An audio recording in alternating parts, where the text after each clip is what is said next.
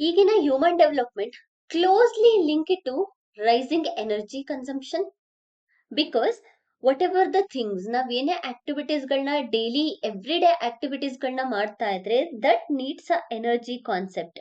Without this energy sources we cannot do any complete things. ಅದಕ್ಕೋಸ್ಕರ 1971 ನಲ್ಲಿ ಒಂದು concept ಅನ್ನ ತಗೋಬರ್ತಾರೆ. ಅರ್ಲ್ ಕುಕ್ ಅನ್ನುವಂಥವ್ರು ಅಮೆರಿಕಾದಲ್ಲಿ ಒಂದು ಸೈಂಟಿಫಿಕ್ ಸ್ಟಡಿಯನ್ನ ಮಾಡ್ತಾರೆ. ಅರ್ಲ್ ಕುಕ್ ಅವರು ತುಂಬಾ ಇಂಪಾರ್ಟೆಂಟ್ ಬಿಕಾಸ್ ಇವರಿಂದಾನೇ ನಮ್ಗೆ ಎನರ್ಜಿ ಅನ್ನುವಂತಹ ಒಂದು ಕಾನ್ಸೆಪ್ಟ್ ನಮಗ್ ತಿಳಿದಿದ್ದು. ಹಾಗಾಗಿ ಸೊ ಇವರು ಅಮೆರಿಕಾದಲ್ಲಿ ಸೈಂಟಿಫಿಕ್ ಸ್ಟಡಿಯನ್ನ ಮಾಡಿರ್ತಾರೆ. ಆ ಸ್ಟಡಿ ಪ್ರಕಾರ ಒಂದು ಥಿಂಗ್ 1971 ನಲ್ಲೇನೆ ಒಂದು ಥಿಂಗ್ ನ ಅವರು ಐಡೆಂಟಿಫೈ ಮಾಡ್ತಾರೆ. ಏನು ಅಂತ ಹೇಳಿದ್ರೆ, ನಮ್ಮ ಸೊಸೈಟಿ ಎವಾಲ್ವ್ ಆದಂಗೆ ನಮ್ಮ ಪ್ರಿಮಿಟಿವ್ ಅಥವಾ ಪ್ರಿಮಿಟಿವ್ ಟು ಡಿಜಿಟಲ್ ಸ್ಟೇಜಸ್ಗೆ ರೀಚ್ ಆಗುವಾಗ ಎನರ್ಜಿ ಅನ್ನೋದು ಅಥವಾ ಎನರ್ಜಿ ಸೋರ್ಸ್ ಅನ್ನೋದು ತುಂಬಾನೇ ಇಂಪಾರ್ಟೆಂಟ್ ಆಗುತ್ತೆ. ದಟ್ ವಿಲ್ ಸ್ಟಡಿಲಿ ಎಕ್ಸ್ಪ್ಯಾಂಡ್ ಅನ್ನುವಂತಹ ಕಾನ್ಸೆಪ್ಟ್ ಅನ್ನ ಇವ್ರು ಹೇಳ್ತಾರೆ. Which is nothing but society evolution ಅನ್ನೋದು ಲಿಂಕ್ ಟು ಎನರ್ಜಿ.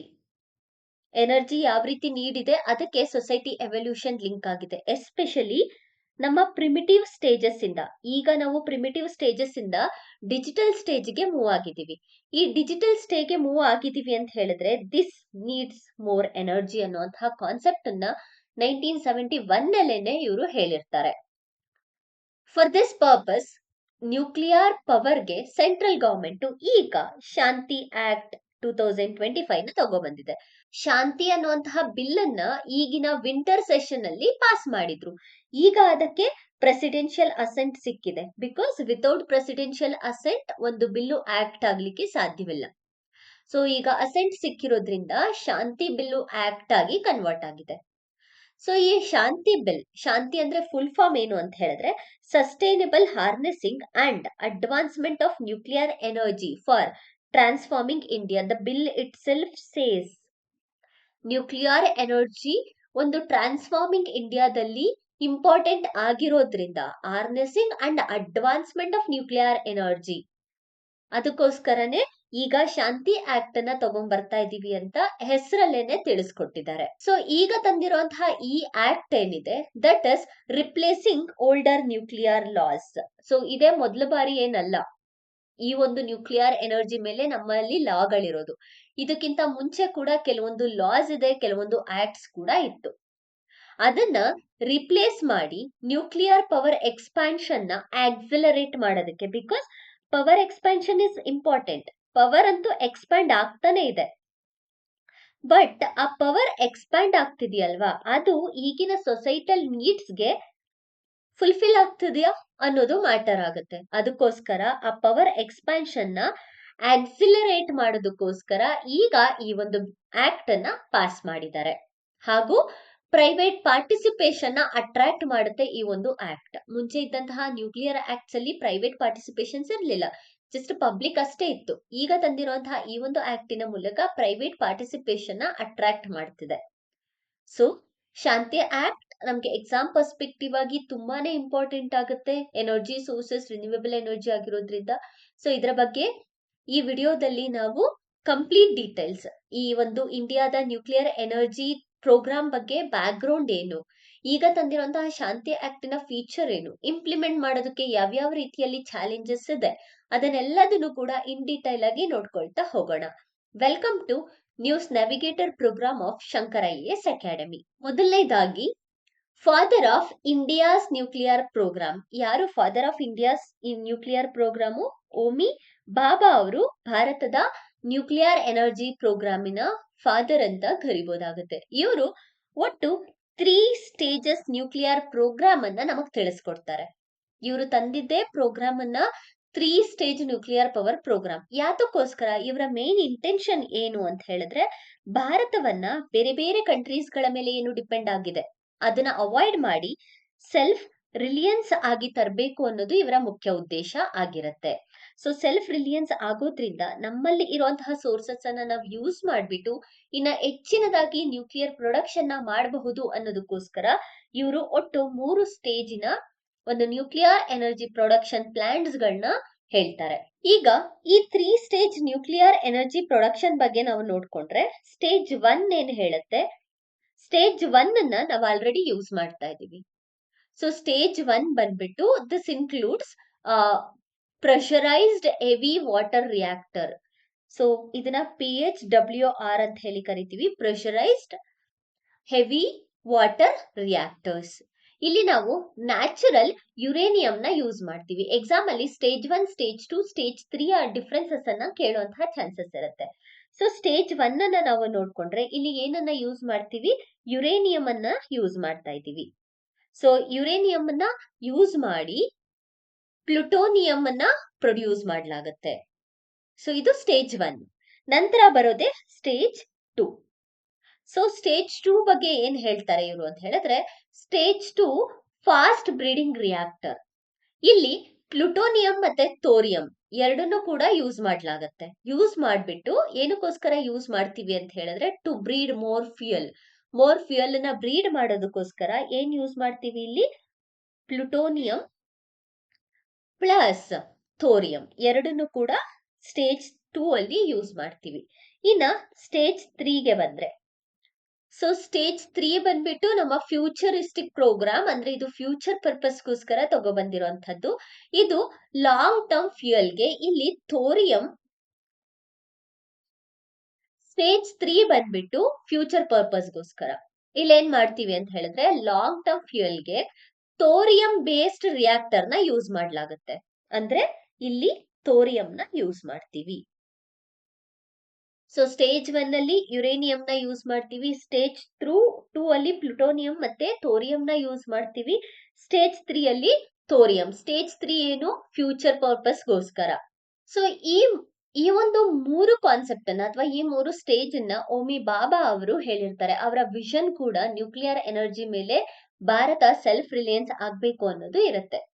ಸೊ ಈಗ ಅಟ್ ಪ್ರೆಸೆಂಟ್ ಇಂಡಿಯಾ ಯಾವ ಸ್ಟೇಜ್ ಅಲ್ಲಿ ಇದೆ ಅಂತ ನೋಡೋಣ. ಅಟ್ ಪ್ರೆಸೆಂಟ್ ಭಾರತದ ಎಲೆಕ್ಟ್ರಿಸಿಟಿಯಲ್ಲಿ, ಅಂದ್ರೆ ಏನು ಎಲೆಕ್ಟ್ರಿಸಿಟಿ ಜನರೇಷನ್ ಮಾಡ್ತಿದೀವಲ್ವಾ, ಆ ಎಲೆಕ್ಟ್ರಿಸಿಟಿ ಜನರೇಷನ್ ಅಲ್ಲಿ ಜಸ್ಟ್ 3% ನ್ಯೂಕ್ಲಿಯರ್ ಪವರ್ ಕಾಂಟ್ರಿಬ್ಯೂಷನ್ ಅಷ್ಟೇ ಆಗ್ತಿದೆ. ಜಸ್ಟ್ 3%, ವಿಚ್ ಇಸ್ ಅಪ್ರಾಕ್ಸಿಮೇಟ್ಲಿ 3% ಅಂತಾನೆ ಹೇಳ್ಬೋದಾಗತ್ತೆ.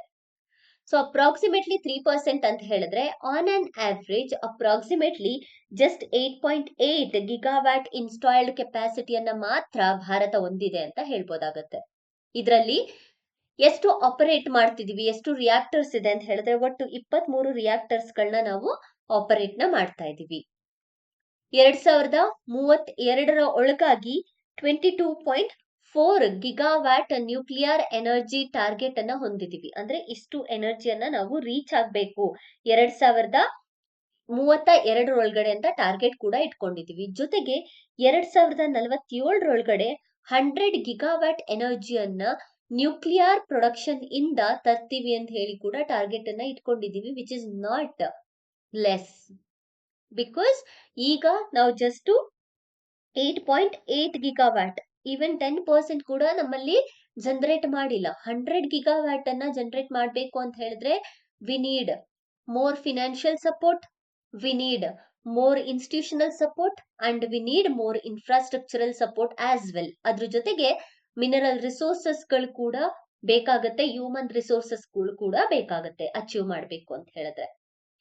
ಸೊ ಈಗ ಶಾಂತಿ ಆಕ್ಟ್ ಇದೆಲ್ಲದಕ್ಕೂ ಕೂಡ ಸೊಲ್ಯೂಷನ್ ಅಂತ ಕೂಡ ಹೇಳ್ತಾ ಇದ್ದಾರೆ. ಶಾಂತಿ ಆಕ್ಟ್ ಅಂದ್ರೆ ಏನು, ಶಾಂತಿ ಆಕ್ಟ್ ಅಲ್ಲಿ ಏನಿದೆ ಅಂತ ಹೇಳ್ಬಿಟ್ಟು ಇನ್ ಡಿಟೈಲ್ ಆಗಿ ನೋಡೋಣ. ಸೊ ಶಾಂತಿ ಆಕ್ಟ್ ಗೆ ಹೋಗೋದಕ್ಕಿಂತ ಮುಂಚೆ, ಶಾಂತಿ ಆಕ್ಟ್ ಒಂದೇನಾ ನ್ಯೂಕ್ಲಿಯರ್ ಎನರ್ಜಿ ಪ್ರೊಡಕ್ಷನ್ಗೋಸ್ಕರ ಇರೋದು? ಬಿಕಾಸ್ ಇದಕ್ಕಿಂತ ಮುಂಚೆ ಎಕ್ಸಿಸ್ಟಿಂಗ್ ಲೀಗಲ್ ಪ್ರಾವಿಷನ್ಸ್ ನ ಕೂಡ ನಾವು ನೋಡ್ಬೋದಾಗತ್ತೆ. ಯಾವ್ದೆಲ್ಲ ಎಕ್ಸಿಸ್ಟಿಂಗ್ ಲೀಗಲ್ ಪ್ರಾವಿಷನ್ಸ್ ಅಂತ ಹೇಳಿದ್ರೆ, there were 2 major laws.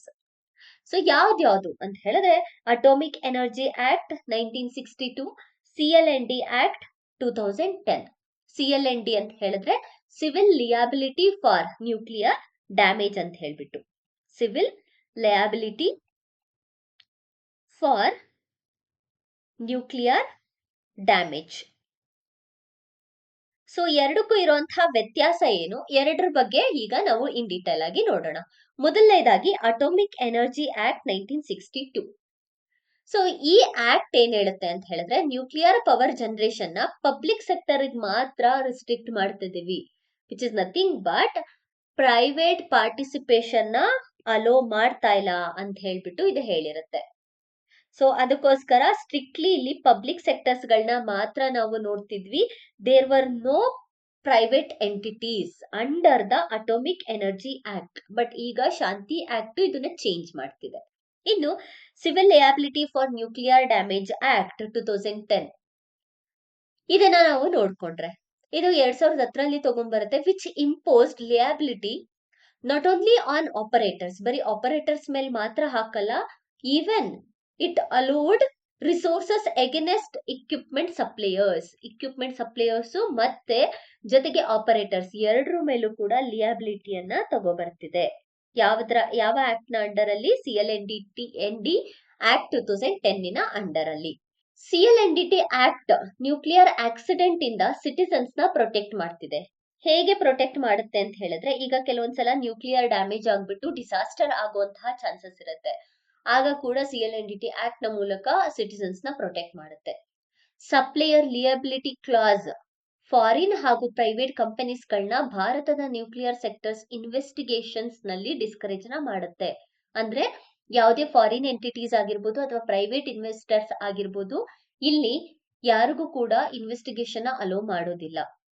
So ಇದು ಈ ಎರಡು ಆಕ್ಟಿನ ಡೀಟೇಲ್ಸ್. ಬಟ್ ಈಗ ಶಾಂತಿ ಆಕ್ಟ್ 2025 ಬಂದಿದೆ. ಶಾಂತಿ ಆಕ್ಟ್ 2025 ಏನ್ ಮಾಡ್ತಿದೆ, ಇದರ ಫೀಚರ್ ಏನು ಅಂತ ಹೇಳ್ಬಿಟ್ಟು ನೋಡೋಣ.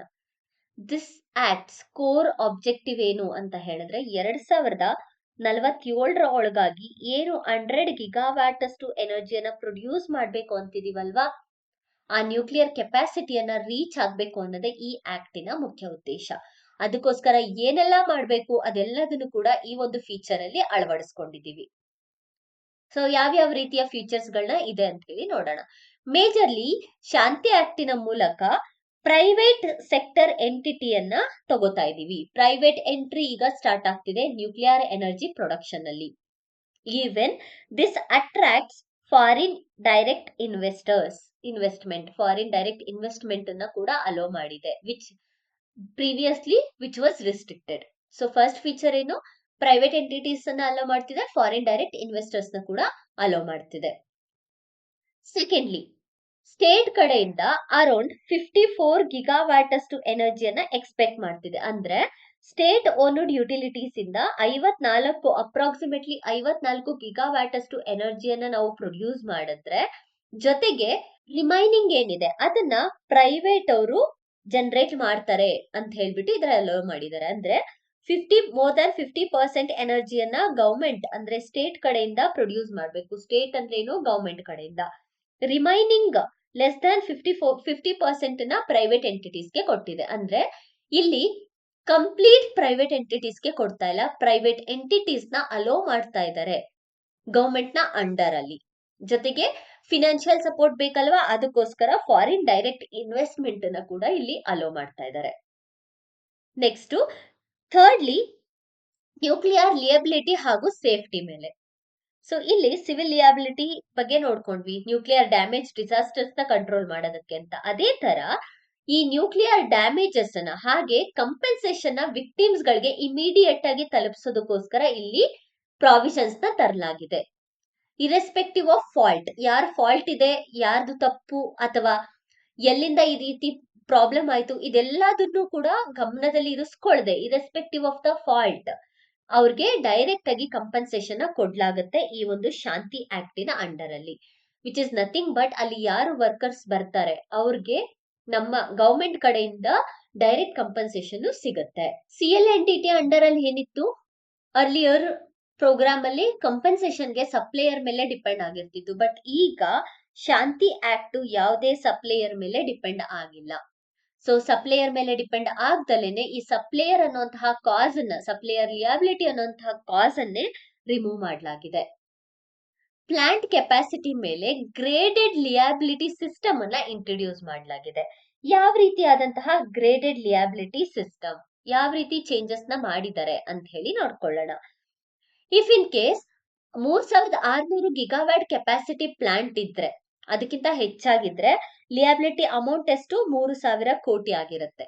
ಅದೇ ಏನಾದ್ರೂ 1,500 ಇಂದ 3,600 ಗಿಗಾವ್ಯಾಟ್ ಎನರ್ಜಿ ಪ್ರೊಡ್ಯೂಸ್ ಮಾಡುವಂತಹ ಪ್ಲಾಂಟ್ ಆದ್ರೆ ಅಲ್ಲಿ 1,500 ಕೋಟಿ, ನಂತರ 750ರಿಂದ 1,500 ಗಿಗಾವ್ಯಾಟ್ ಇದ್ರೆ 750 ಕೋಟಿ, 150ರಿಂದ 750 ಮೆಗಾವ್ಯಾಟ್ ಅಷ್ಟು ಎನರ್ಜಿ ಇದ್ರೆ 300 ಕೋಟಿ, ಬಿಲೋ 150 ಮೆಗಾವ್ಯಾಟ್ ಏನಾದ್ರೂ ಇದ್ರೆ 100 ಕ್ರೋರ್ ಅಂತ ಇಲ್ಲಿ ಹೇಳಲಾಗ್ತಿದೆ.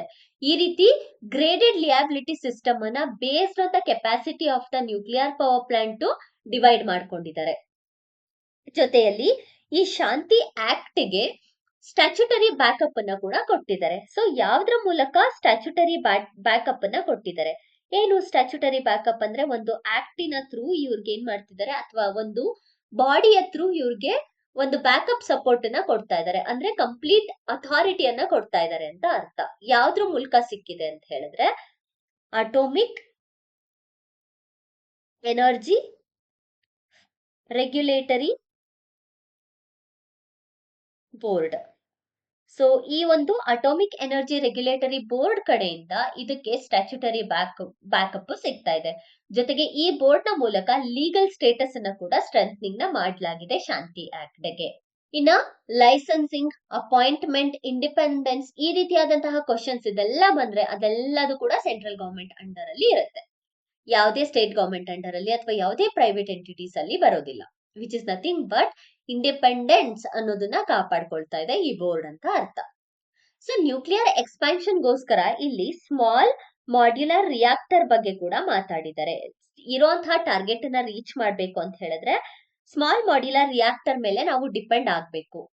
So small modular reactors need uranium 235, correct ಅಲ್ಲ? ಬಿಕಾಸ್ ಎಕ್ಸಾಮ್ ಅಲ್ಲಿ ಕೇಳ್ತಾರೆ ಯುರೇನಿಯಂ 235 ಬೇಕು, ನೆನಪಿರ್ಲಿ. ಸೊ ಯುರೇನಿಯಂ 235 ಏನಿದೆ ಇದು ಇಂಡಿಯಾದಲ್ಲಿ ಕಡಿಮೆ ಅವೈಲೇಬಲ್ ಇರೋದು.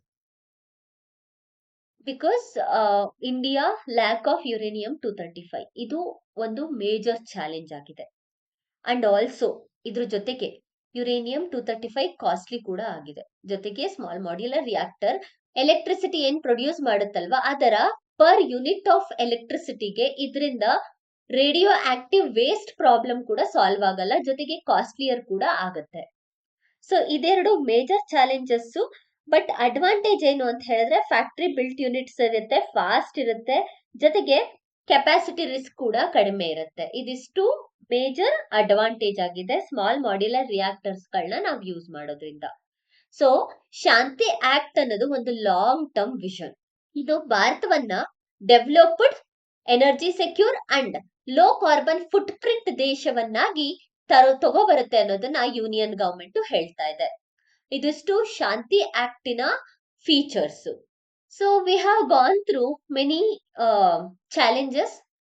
ಚಾಲೆಂಜಸ್ ಲೈಕ್ ಯಾವ ರೀತಿ ಅಮೌಂಟ್ ಜಾಸ್ತಿ ಆಗತ್ತೆ, ಹಾಗೆ challenges like political and moral insensitivities ಇದು ಕೂಡ ಚಾಲೆಂಜಸ್.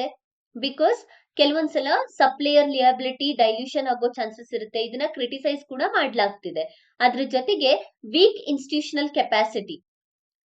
ನಮ್ಮ ಈ ಬೋರ್ಡ್ ಇದೆ ಅಲ್ವಾ, ಅಟೋಮಿಕ್ ಎನರ್ಜಿ ರೆಗ್ಯುಲೇಟರಿ ಬೋರ್ಡ್, ಇದು ಸ್ಪೆಷಲೈಸ್ಡ್ ಇನ್ಸ್ಪೆಕ್ಟರ್ಸ್ ಗಳನ್ನ ತಗೊಂಡ್ಬರ್ಬೇಕಾಗತ್ತೆ. ಜೊತೆಗೆ ಫಾಸ್ಟ್ ರೂಲ್ ಮೇಕಿಂಗ್ ಎಬಿಲಿಟಿಯನ್ನ ಇನ್ಕ್ರೀಸ್ ಮಾಡ್ಬೇಕಾಗತ್ತೆ. ಪಬ್ಲಿಕ್ ಟ್ರಸ್ಟ್ ಡೆಫಿಸಿಟ್ ಇದೆ because nuclear safety concern limited public ಗೆ ಮಾತ್ರ ಅರ್ಥ ಆಗತ್ತೆ, ಬೇರೆಯವರಿಗೆ ಅರ್ಥ ಆಗೋದಿಲ್ಲ. ಸೊ ಹಂಗಾಗಿ ಪಬ್ಲಿಕ್ ಟ್ರಸ್ಟ್ ಡೆಫಿಸಿಟ್ ಇದೆ ನ್ಯೂಕ್ಲಿಯರ್ ಎನರ್ಜಿಯನ್ನ ನಾವು ಪ್ರೊಡ್ಯೂಸ್ ಮಾಡೋದಕ್ಕೆ. So what needs to be done, ಏನ್ ಮಾಡಬಹುದು ಅಂತ ಹೇಳಿ ನಾವು ನೋಡ್ಕೊಂಡ್ರೆ, ಒಂದು ಏನು ಅಟೋಮಿಕ್ ಎನರ್ಜಿ ರೆಗ್ಯುಲೇಟರಿ ಬೋರ್ಡ್ ಇದೆ ಅಲ್ವಾ, ಇದನ್ನ ಸ್ಟ್ರೆಂಥನ್ ಮಾಡ್ಬೇಕಾಗತ್ತೆ. ಇದಕ್ಕೆ ಅಟಾನಮಿ ಮತ್ತೆ ಮೋರ್ ಸ್ಟಾಫಿಂಗ್ ಫೆಸಿಲಿಟಿಯನ್ನ ಕೊಡ್ಬೇಕಾಗತ್ತೆ. ಬಿಕಾಸ್ ಯಾವಾಗ ನಾವು ಅಟಾನಮಿ ಹಾಗೆ ಸ್ಟಾಫ್ ಅನ್ನ ಹೆಚ್ಚಿಗೆ ಆಗಿ ಮಾಡ್ತೀವಿ, ಎಲ್ಲಾ ಏರಿಯಾವನ್ನ ಕವರ್ ಮಾಡ್ಲಿಕ್ಕೆ ಅದು ಈಸಿ ಆಗತ್ತೆ. ಜೊತೆಗೆ ಇನ್ಶೂರೆನ್ಸ್ ಅಂಡ್ ರೀಇನ್ಶೂರೆನ್ಸ್ ಕೆಪಾಸಿಟಿಯನ್ನ ಬಿಲ್ಡ್ ಮಾಡ್ಬೇಕಾಗತ್ತೆ. ಪಬ್ಲಿಕ್ ಕಮ್ಯುನಿಕೇಶನ್ ಅಂಡ್ ಟ್ರಾನ್ಸ್ಪರೆನ್ಸಿಯನ್ನ ಹೆಚ್ಚಿಗೆ ಮಾಡ್ಬೇಕಾಗತ್ತೆ. ಅದರ ಜೊತೆಗೆ ಶಾಂತಿ ಪ್ಲಾಟ್ಫಾರ್ಮ್ ಅನ್ನ ಯೂಸ್ ಮಾಡೋದಕ್ಕೋಸ್ಕರ India US civil nuclear cooperation increase ಮಾಡಬೇಕು. ಬಿಕಾಸ್ US ಹಾಗೂ ಇಂಡಿಯಾ ನಡುವೆ ಆಲ್ರೆಡಿ ತುಂಬಾ ಪ್ರಾಬ್ಲಮ್ಸ್ ಗಳು ನಡೀತಿದೆ. ಸೊ ಈ ಕೋಆಪರೇಷನ್ ಜಾಸ್ತಿ ಮಾಡೋದ್ರಿಂದ, ಶಾಂತಿ ಆಕ್ಟಿನ ಥ್ರೂ ನ್ಯೂಕ್ಲಿಯರ್ ಕೋಆಪರೇಷನ್ ಹೆಚ್ಚಾಗಿ ಮಾಡೋದ್ರಿಂದ ಇಂಡಿಯಾಗೆ US ಕಡೆಯಿಂದ ಸಪೋರ್ಟ್ ಸಿಗುವಂತಹ ಚಾನ್ಸಸ್ ಇರುತ್ತೆ. ಅಂಡ್ ಪ್ರೈವೇಟ್ ಪಾರ್ಟ್ನರ್ಸ್ ನಾವು ಅಲೋ ಮಾಡ್ತಿರೋದ್ರಿಂದ ಒಬ್ರಿಗೆ ಅದನ್ನ ಕೊಡೋದ್ರ ಬದಲು ಪ್ರೈವೇಟ್ ಪಾರ್ಟ್ನರ್ಶಿಪ್ ಡೈವರ್ಸಿಫೈ ಮಾಡಿದ್ರೆ ಇನ್ನೂ ಕೂಡ ಹೆಚ್ಚಿನದಾಗಿ ಹೆಲ್ಪ್ ಆಗುತ್ತೆ. Integrated nuclear firmly into India's climate strategy, ಇದು ಬೆಸ್ಟ್ ಆಪ್ಷನ್ ಅಂತಾನೆ ಹೇಳ್ಬೋದಾಗತ್ತೆ. ಸೊ ಶಾಂತಿ ಬಿಲ್ ಅಥವಾ ಶಾಂತಿ ಆಕ್ಟ್ ತುಂಬಾನೇ ಇಂಪಾರ್ಟೆಂಟ್ ಇಂಡಿಯಾದ ಕ್ರೆಡಿಬಿಲಿಟಿ, ಕ್ಲಾರಿಟಿ ಅಂಡ್ ಕವರೆನ್ಸ್ಗೆ. ಸೊ ಗ್ಲೋಬಲ್ ನಾರ್ಮ್ಸ್ ಏನಿದೆ ಅದೆಲ್ಲದನ್ನು ಕೂಡ ನಾವು ಕವರ್ ಮಾಡೋದಕ್ಕೆ ಇದು ತುಂಬಾನೇ ಹೆಲ್ಪ್ ಆಗುತ್ತೆ. ಸೊ ನೆಕ್ಸ್ಟ್ ಇಲ್ಲಿ ನಾವು ಒಂದು ಪ್ರಿಲಿಮ್ಸ್ ಕ್ವಶನ್ ನೋಡ್ಕೊಂಡ್ರೆ, ಸೊ ಪ್ರಿಲಿಮ್ಸ್ ಕ್ವಶನ್ ನಾವು ನೋಡ್ಕೊಳ್ಳೋಣ. With reference to Shanti act, India's nuclear sector, consider the following statement. First option, the act introduces a graded liability system based on the installed capacity of the nuclear plant. Option 1 correct, because ನಾನು ಇಲ್ಲಿ explain ಮಾಡುವಾಗ ಹೇಳಿದೆ plant capacity ಮೇಲೆ graded ಲಿಯಾಬಿಲಿಟಿ amount ನ divide ಮಾಡಿದ್ದಾರೆ ಅಂತ. ಎರಡನೇ option ನೋಡೋಣ. It explicitly retains. Here they mentioned explicitly. This word is most important. It explicitly retains the supplier liability clause to ensure equipment manufacturers are held accountable for accident ಅಂತ ಇದೆ. ಇದು wrong, ಇದು explicit ಆಗಿ mention ಮಾಡಿಲ್ಲ. ಇನ್ನ ಮೂರನೇದು, the act aims to achieve a nuclear power capacity of 100 gigawatt by the year 2047. ಇದು correct, ಇದರ ಮೇಜರ್ ಇಂಟೆನ್ಷನ್ ಅದು. ಸೊ ಉತ್ತರ ಬಂದ್ಬಿಟ್ಟು option B 1 and 3 only. So ಇದರಲ್ಲಿ ಒಂದು ಮೇನ್ಸ್ ಅನ್ನ ನಾವು ನೋಡ್ಕೊಂಡ್ರೆ, the Shanti Act marks a paradigm shift in India's nuclear energy policy by opening the door to private player and streamline liability norms. So, critically analyze. ಇಲ್ಲಿ critically analyze ಅಂತ ಕೊಡೋದ್ರಿಂದ ನಾವು ಪ್ರೈವೇಟಿಗೆ hello ಮಾಡಿರೋದ್ರ ಕಡೆಯಿಂದ, ಪ್ರೈವೇಟ್ ಅಲೋ ಮಾಡ್ತಿರೋದ್ರಿಂದ ಪಾಸಿಟಿವ್ ಏನು negative ಏನು ಎರಡನ್ನೂ ಕೂಡ ಬರೀಬೇಕು. ಅಂಡ್ ಇನ್ಸ್ಟಾಲ್ಡ್ ಕೆಪಾಸಿಟಿಯನ್ನ ಜಾಸ್ತಿ ಮಾಡೋದಕ್ಕೆ ಇರುವಂತಹ ಚಾಲೆಂಜಸ್ ಏನು ಅಂಡ್ ವೇ ಫಾರ್ವರ್ಡ್. ಈ ವೇ ಫಾರ್ವರ್ಡ್ ನ ಬರೆಯೋದಕ್ಕಿಂತ ಮುಂಚೆ ಏನ್ ಬರೀಬೇಕು ಅಂತ ಹೇಳಿದ್ರೆ, ಚಾಲೆಂಜಸ್ ಆದ್ಮೇಲೆ ಗವರ್ಮೆಂಟ್ ಕಡೆಯಿಂದ ಯಾವ ರೀತಿಯಾದಂತಹ ಸ್ಟೆಪ್ಸ್ ಗಳಿದೆ ಅದನ್ನು ಕೂಡ ಬರೀಬೇಕಾಗತ್ತೆ. Benefit of this transition for India's energy security and the challenges associated with regulatory independence and waste management. ಇಲ್ಲಿ ಹೇಳಿದೆ, ಇಲ್ಲಿ ನಾವು ಸ್ಮಾಲ್ ಮಾಡ್ಯುಲರ್ ರಿಯಾಕ್ಟರ್ಸ್ ನ ಯೂಸ್ ಮಾಡ್ತಿರೋದ್ರಿಂದ ವೇಸ್ಟ್ ಕೂಡ ಜಾಸ್ತಿ ಆಗುತ್ತೆ ಅಂತ ಹೇಳಿದೆ. ರೇಡಿಯೋ ಮೆಟೀರಿಯಲ್ ವೇಸ್ಟ್ ಗಳು, ಕರೆಕ್ಟ್ ಅಲ್ವಾ?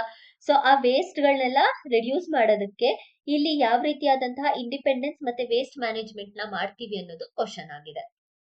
ಸೊ ಕ್ವಶನ್ ಪ್ರಾಕ್ಟೀಸ್ ಮಾಡಿ, ಸೊ ದಟ್ ನಿಮ್ಗೆ ಮೇನ್ಸ್ ಗೆ ಹೆಲ್ಪ್ ಆಗುತ್ತೆ. ಸೊ ಇದಿಷ್ಟು ಶಾಂತಿ ಆಕ್ಟ್ 2025 ಬಗ್ಗೆ.